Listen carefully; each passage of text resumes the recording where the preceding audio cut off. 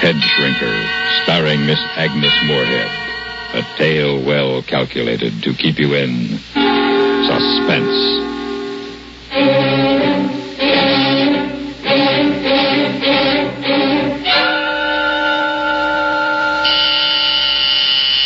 The doctor will see you now, Mrs. Ellender. Oh, thank you. I am his last appointment. As usual, Mrs. Ellender. I'll be leaving shortly myself. As usual. Yes, thank you. How are you this afternoon? All right, I guess. The couch, or may I sit down? The couch, I think. Your associations seem to flow more freely on the couch. All right. You're the doctor. I said you're the doctor. Yes, I heard you.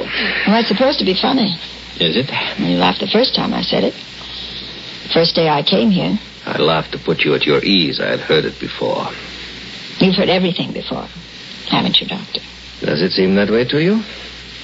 Everything but this. What? I'm going to kill you. When? Before this hour is over. Why? Well, look at your notes, Doctor.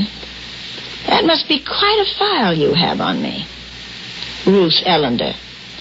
Manic, depressive, compulsive, obsessoid, check and double check neurotic. How long have I been turning myself inside out for you?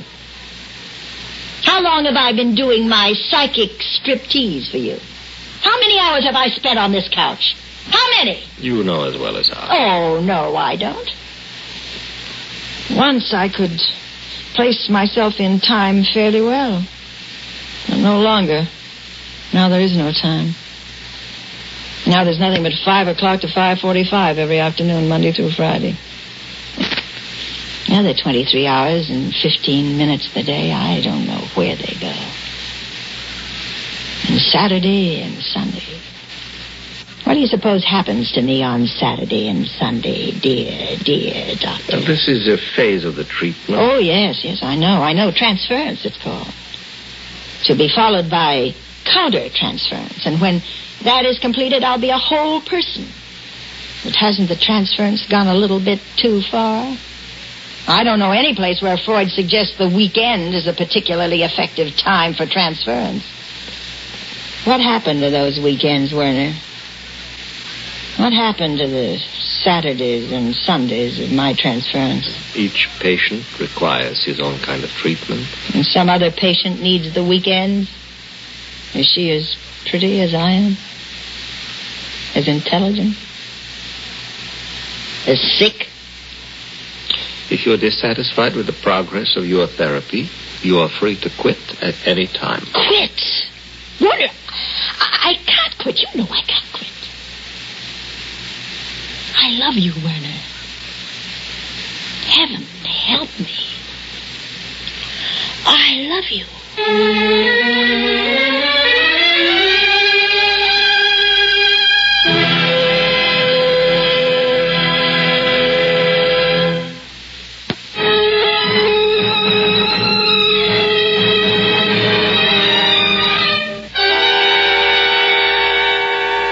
Love.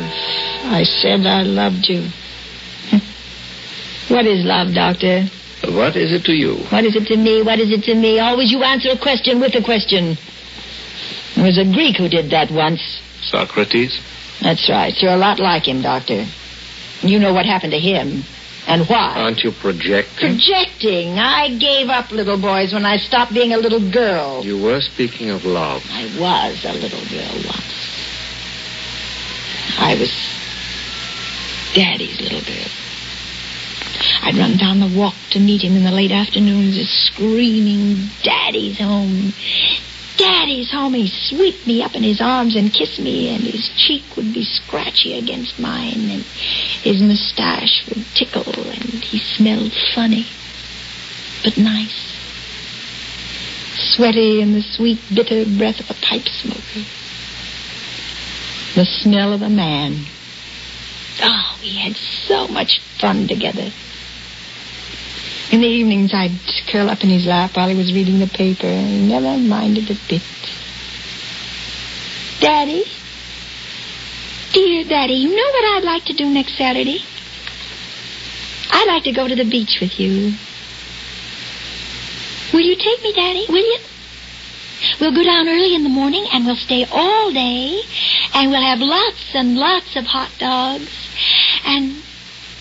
Oh, no, Daddy. Just you and me. We don't want Mother along. Oh, why did it stop?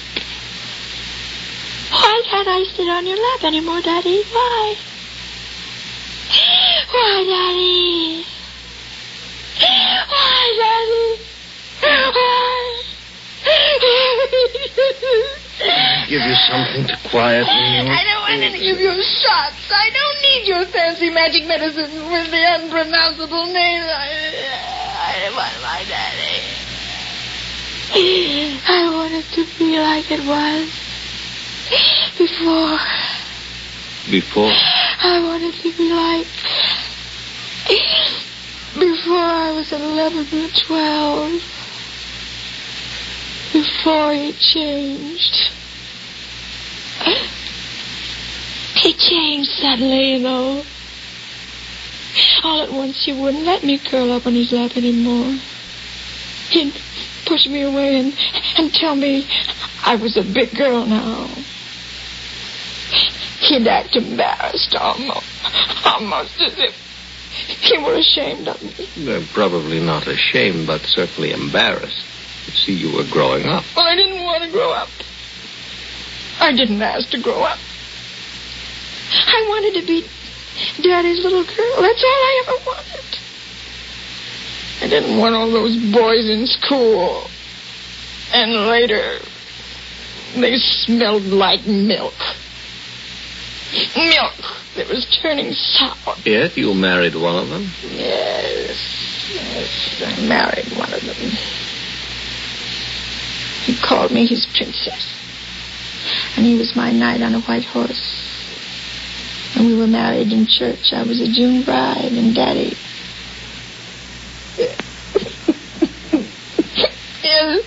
Daddy gave me away. And I was Mrs. George Ellender. I wasn't a princess anymore. And George wasn't a knight on a white horse.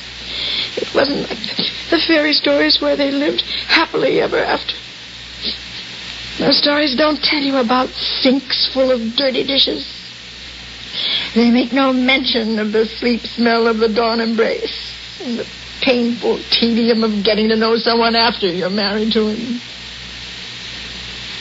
But we made it all right.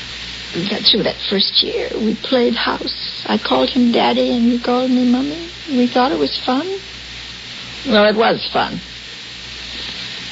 And you changed all that. You wakened me. You taught me reality. You opened my eyes, you and your psychoanalysis. Why did you pick on me? There were other women at that party where we met. Lots of them. Nice, juicy, neurotic ones. Why me? You sought me out. Oh, come now. I arrived at that party in the best of health. You left it a very sick woman who could be made well only by you. You convinced me that I was leading a meaningless life, that I was unhappy and maladjusted and immature. You assured me that I would only realize my fullest potential through psychoanalysis. You practically begged me. No, you seduced me into becoming your patient.